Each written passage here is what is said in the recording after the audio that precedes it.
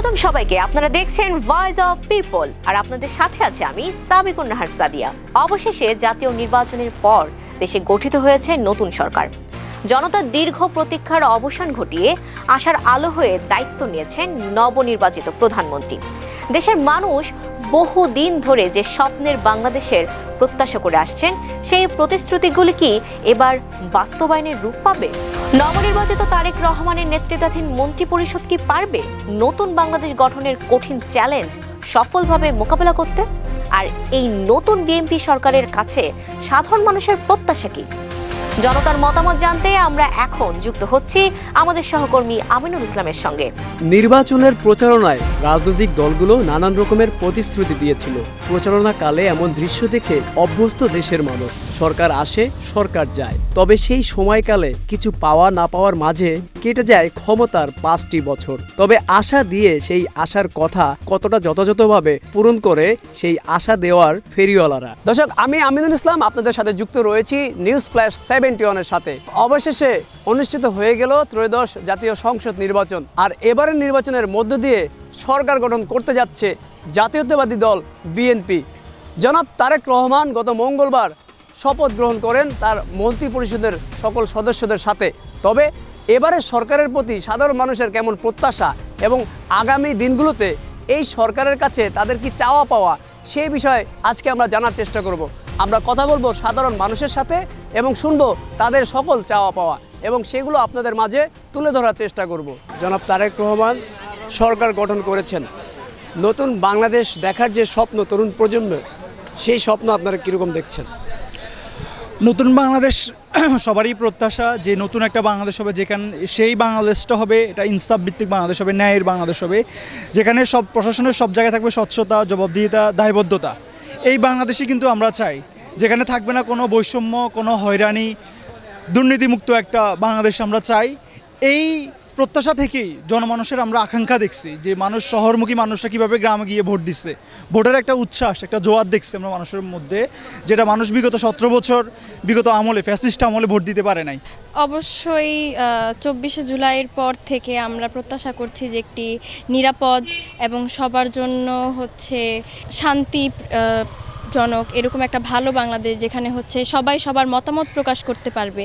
কারো মতামতেই আসলে কেউ বাধা প্রদান করবে না, সবার মতামতই সবার মতো দিবে, সেটা আমার গ্রহণযোগ্য হোক না হোক, সবাই সবার মতামত প্রকাশ করতে পারবে, সবাই সবার চিন্তা ভাবনা তার মন মতো প্রকাশ করতে পারবে, সবাই তার মতো করে বাঁচতে পারবে, সেটাই আমি প্রত্যাশা করছি। জনাব তারেক রহমান সম্ভবত তিনি প্রধানমন্ত্রী হতে যাচ্ছেন, তার কাছে নতুন প্রজন্ম হিসেবে আপনাদের কি চাওয়া? আসলে যদি কখনো সুযোগ পেতাম তাহলে যিনি শিক্ষামন্ত্রী হবেন তার কাছে অনেক আর্জি থাকতো, কিন্তু সেই আর্জিটা কি সেটা আপাতত আপনাদের কাউকে বলতে চাচ্ছি না, এটা একমাত্র শিক্ষামন্ত্রীকে বলে দেব। শিক্ষা খাতের কোনো বিষয়? জি, শিক্ষা খাতের কোনো বিষয়। আচ্ছা, এটা তো যেহেতু আমাদের বলতে পারবেন না, যে বিষয়গুলো বলতে পারবেন সেগুলো নিয়ে একটু আলোচনা করি।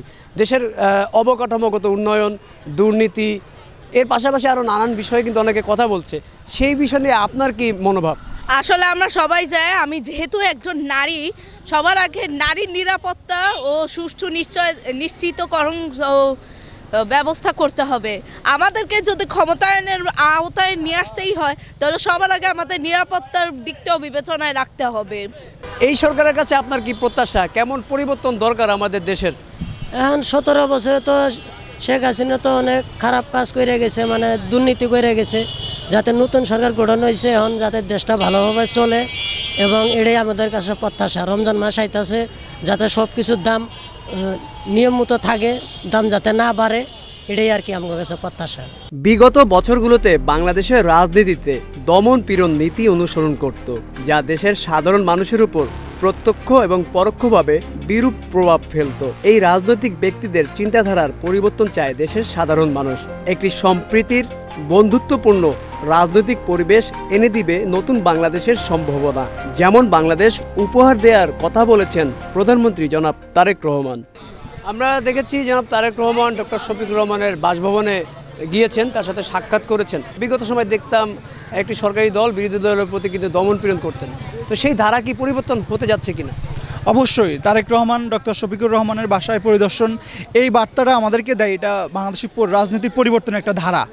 এবং নতুন একটা বাংলাদেশ আমরা পেতে যাচ্ছি, যে বাংলাদেশ হবে যেটা ইনক্লুসিভ বাংলাদেশ হবে, সবাইকে নিয়ে, সকল দল মত নির্বিশেষে সকলকে নিয়ে একটা সমতাভিত্তিক বাংলাদেশ, যেখানে থাকবে সবার সমান অধিকার, সমান সুযোগ, সবার সমান মত প্রকাশের সুযোগ সুবিধা। এই বাংলাদেশের মাধ্যমেই মূলত আমরা একটা ইনক্লুসিভ বাংলাদেশ পাবো, যেই কারণে বা যেই মাধ্যমে বাংলাদেশটা দ্রুতগতিতে উন্নয়ন করবে। এটা রাজনীতির একটা পরিবর্তনের ধারা। আমি মনে করি যে এই ধারা যদি অব্যাহত থাকে, আগামী দিনে বাংলাদেশ অনেক ভালো করবে। আমি মনে করছি যে সবার প্রথমে হচ্ছে দেশে আমাদের যেটা প্রয়োজন সেটা হচ্ছে সাম্য। সবাই যদি আমরা একসাথে মিলেমিশে কোনো প্রতিহিংসামূলকতা বাদ দিয়ে আমরা যদি সহযোগিতা এবং সহমর্মিতার একটি বাংলাদেশ গড়ে তুলতে পারি, তাহলে সেই সহযোগিতা সহমর্মিতাই আসলে একটি উন্নত বাংলাদেশের দিকে নিয়ে যেতে পারে। যেখানে আপনার সহযোগিতা নেই, যেখানে হচ্ছে একে অন্যের প্রতি ভালোবাসা বা সহমর্মিতা নেই, সেখানে আসলে একত্রে চলা হয় না। আর যেখানে একত্রে চলা হয় না, সেখানে আসলে উন্নয়নে কোনো প্রশ্নই আসে না। তো আমার মনে হয় যে আগে সবাইকে একত্র হতে হবে, সবাইকে সবার মত প্রকাশের সেই মনোমানসিকতা গড়ে তুলতে হবে, তাহলে হচ্ছে উন্নয়নের ওই দ্বারটি আসলে আমরা পাবো। না হলে যেখানের মধ্যে আপনি একজন অপরজনের কথা সহ্য করতে পারছেন না, সেখানে তো হচ্ছে আপনার সেই উন্নয়ন বা ওটার প্রশ্ন আসে না। তো সবার আগে যদি এটা এস্টাবলিশ হয়, তাহলে আই থিঙ্ক বাংলাদেশের বাকি জিনিসগুলো এস্টাবলিশ হবে। অবশ্যই সুদ, ঘুষ, দুর্নীতিমুক্ত বাংলাদেশ গড়ে তোলার চেষ্টা করতে হবে। তৃতীয়ত হচ্ছে আমরা যারা জুলাই আন্দোলনের সাথে যুক্ত ছিলাম, তো সেই জুলাই আন্দোলনের কি আকাঙ্ক্ষা ছিল সেটা যেন মাথায় রেখে সরকার গঠন করতে বসে। সাধারণ মানুষ হিসেবে কি সরকারের সমালোচনা করতে পারবেন? বিগত সময় তো আমরা দেখতাম সমালোচনা করা যেত না, ফেসবুকে পোস্ট করা যেত না, সরকারের বিপক্ষে কিছু বলা যেত না। এই বিষয়টা কি পরিবর্তন হবে আপনার কি মনে হয়? না, এখন ইনশাল্লাহ নতুন সরকার বসলে পরে আল্লাহর রহমতে সবগুলো পরিবর্তন হয়ে যাবো গা। যত ঢাকা শহরে আগে দুর্নীতি চাঁদাবাজ হয়েছে, এটি সব বন্ধ হয়ে যাইব গা ইনশাল্লাহ আল্লাহর রহমতে। এখন কোনো ঝামেলা হইব না, নতুন সরকার বসার পরে সব কিছু পরিবর্তন হয়ে যাবো গা আল্লাহর রহমতে। আমরা আগে দেখতাম যে বড় প্রকল্প যখন হতো, উন্নয়নের যে প্রকল্প হতো, সেখানে কিন্তু আমরা ব্যাপক দুর্নীতি দেখতাম।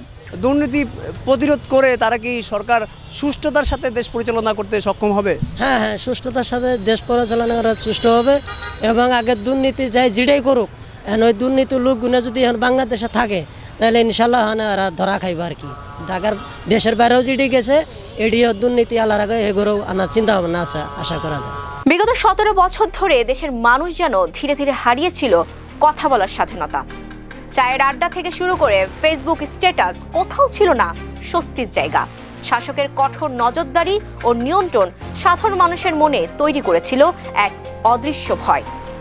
সেই সময়গুলোর স্মৃতি এখনো অনেকের মনে চাপা আতঙ্ক হয়ে রয়ে গেছে। প্রকাশ্যে মত প্রকাশ তো দূরের কথা, ব্যক্তিগত আলাপচারিতাও মানুষ ছিল সতর্ক ও শঙ্কিত। এবারে নতুন সরকার কি সেই ভীতির সংস্কৃতি থেকে দেশকে মুক্ত করতে পারবে? জনগণ কি ফিরে পাবে তাদের কথা বলার স্বাধীনতা? এ বিষয়ে সাধারণ মানুষ কি ভাবছেন, চলুন শুনি তাদের মতামত। বিগত সময় আমরা দেখতাম বাক স্বাধীনতার একটা অভাব ছিল, স্বাধীনভাবে মত প্রকাশের বাধা হতো। এই সরকারের সময়ে আমরা কি স্বাধীনভাবে মত প্রকাশ করতে পারবো, সরকারের সমালোচনা করতে পারবো? আমি আশাবাদী যে হ্যাঁ, এই তারেক রহমানের নেতৃত্বাধীন নতুন বাংলাদেশে সবার মত সমানভাবে প্রকাশ করতে পারবে। মত প্রকাশের স্বাধীনতা এটা আমাদের সাংবিধানিক অধিকার। এটা কেউ যদি হস্তক্ষেপ করে, কেউ যদি এটা রুখে দেয়, তাহলে এটার বিরুদ্ধে মানুষ এক সময় এটা সোচ্চার হয়। তো আই থিঙ্ক তারেক রহমানের যে নতুন বার্তা, উনি সবাইকে, সকল মতের মানুষকে সমান সুযোগ দিচ্ছে। তো এই নতুন বাংলাদেশে আই থিঙ্ক আমি মনে করি যে সবাই সমান সুযোগ পাবে। সবার যে বাক স্বাধীনতা, কথা বলার যে অধিকার, সেই অধিকার সবাই অক্ষুণ্ণ থাকবে। এটা সবাই কথা বলতে পারবে, সকল বিষয়ে সকল ক্ষেত্রে কথা বলতে পারবে। সরকারি দল, বিরোধী দল একে অপরের প্রতি বিদ্বেষমূলক থাকতো, দমন পীড়নের একটা ধারাবাহিকতা থাকতো। এখন কি দেখছেন পরিবেশ? ভবিষ্যতে কি আমরা নতুন কোনো রাজনৈতিক ধারা দেখতে যাচ্ছি? জি, সেটা তো এখন এক সপ্তাহ বা 2 দিনে বলা যায় না। ভবিষ্যতে 1-2 বছর বা 5 বছর পর সেটা আমরা বলতে পারবো। কিন্তু যেহেতু উনি প্রথম বাংলাদেশের প্রধানমন্ত্রী, তার প্রতি অনেক আশা আছে, অনেক শুভকামনা তার প্রতি। দেখি নতুন বাংলাদেশ তিনি কিভাবে গড়ে তোলেন। অনেক অনেক শুভকামনা এবং আশা করছি যে ভালো কিছুই হবে। বিরোধী দল যারা হতে যাচ্ছে, তারা একটি ছায়া সরকার করবে, ছায়া মন্ত্রী পরিষদ করবে। এটা কতটা গুরুত্ব রাখবে সংসদে? যারা সরকার দলীয় মন্ত্রী থাকবে, মিলেমিশে কাজ করবে কিনা? এ ব্যাপারে আমি খুব একটা কিছু বলতে পারবো না, কারণ আমি এই সম্পর্কে জানিও না। তবু একটা কথা বলতে পারি যে অনেক সময় দেখা যায় যে সরকার দল যদি কোনো ভুল ভ্রান্তি করে থাকে, তার যেন যারা ছায়া সংসদের মন্ত্রিত্ব হয়ে মন্ত্রী পদে দাঁড়াবে, তারা যেন সরকার দলের যে ভুলভ্রান্তি সেটা ভদ্রভাবে এবং সুন্দরভাবে ধরিয়ে দেয়। এটা আমাদের দেশের জন্য কি মঙ্গলজনক হবে? অবশ্যই মঙ্গলজনক। জনাব তারেক রহমান বিভিন্ন জায়গায় যাচ্ছে, এটাকে আমরা অ্যাপ্রিসিয়েট করি। আমরা চাইবো এটা শুধুমাত্র হচ্ছে উচ্চপদস্থ না, তৃণমূলও এই ধরনের সৌন্দর্য যেন ছড়িয়ে পড়ে। তৃণমূল আমরা দেখতে পাচ্ছি বিভিন্ন জায়গায় ঘটনা, হামলা হচ্ছে, নির্বাচন পরবর্তী সহিংসতা দেখতে পাচ্ছি। আমরা আশা করব এই যে এখন উপরে যেটা হচ্ছে সৌন্দর্যটা শুরু হয়েছে, আমরা তৃণমূলে এই ধরনের চমৎকার একটা গণতান্ত্রিক পরিবেশ থাকবে, সবাই সবাইকে সমীহ করবে এবং যৌক্তিকভাবে সমালোচনা হবে, কিন্তু কারো উপর পেশশক্তি প্রদর্শন করা, হামলা করা, সেই ধরনের রাজনীতি যেন এখন আর না হয়, সেই আহ্বানটা আমাদের থাকবে। দর্শক, পুরো সময়টা জুড়ে আপনারা আমাদের সাথে যুক্ত রয়েছিলেন এবং আমরা কিন্তু সাধারণ মানুষের থেকে জানার চেষ্টা করেছি যে সরকার গঠিত হতে যাচ্ছে, নতুন সরকারের কাছে সাধারণ মানুষের কি চাওয়া পাওয়া, সাধারণ মানুষের কি প্রত্যাশা। আমরা এখানে এসে যেমনটা বুঝতে পেরেছি, সাধারণ মানুষের কয়েকটি চাওয়া পাওয়া রয়েছে, যার মধ্যে উল্লেখযোগ্য বিষয় হচ্ছে দুর্নীতি কঠোরভাবে প্রতিরোধ এবং স্বাধীনভাবে কথা বলার স্বাধীনতা যেন এই সরকার বজায় রাখে। একই সাথে রাজনৈতিক যে সম্প্রীতি আমরা বিগত সময়ে দেখেছি, এটা যেন ধারাবাহিকভাবে বজায় থাকে। এই সামান্য চাওয়া পাওয়াই রয়েছে সাধারণ মানুষের, তারা যেন সুশৃঙ্খলভাবে এই দেশে বসবাস করতে পারে, এমন ছোট্ট চাওয়া পাওয়াই তাদের রয়েছে। দর্শক, পুরোটা সময় জুড়ে আপনাদের সাথে আমি যুক্ত ছিলাম আমিনুল ইসলাম এবং ক্যামেরায় ছিলেন আহমেদ বাইজিৎ। পরবর্তী পর্বে আপনাদের সাথে আবার দেখা হয়ে যাবে। সকলকে ধন্যবাদ নিউজ ফ্ল্যাশ 17 এর সাথে থাকার জন্য। ভয়েস অফ পিপল দেখতে চোখ রাখুন প্রতি শুক্রবার রাত 8টায়।